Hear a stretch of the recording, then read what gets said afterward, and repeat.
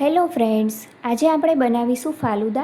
અત્યારે ગરમીની સિઝનમાં ઠંડા ઠંડા ફાલુદા ખૂબ જ સરસ લાગે છે.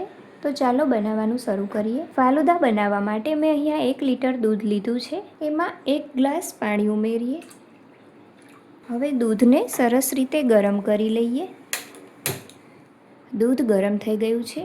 હવે તેમાં આપણે આ ફાલુદા મિક્સ ઉમેરી દઈએ. મારી પાસે આ રોઝ ફ્લેવરનું ફાલુદા છે, એ મિક્સ કરી દઈએ.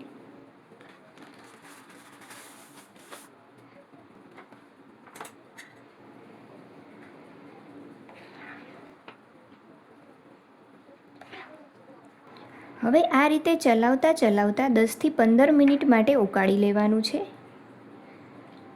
તો સરસ રીતે ઉકાળી લઈએ. 15 મિનિટ પછી દૂધ સરસ રીતે ઉકળી ગયું છે. હવે આપણે ગેસ બંધ કરી દઈએ. રેડી કરેલા ફાલુદાને 2 થી 3 કલાક માટે ફ્રીજમાં મૂકી દેવાના છે. થોડા તકમરિયા ઉમેરીએ. તકમરિયા મેં પલાળીને રાખ્યા.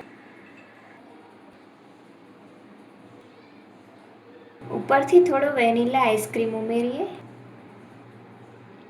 કાજુ બદામ સ્પ્રિંકલ કરીએ.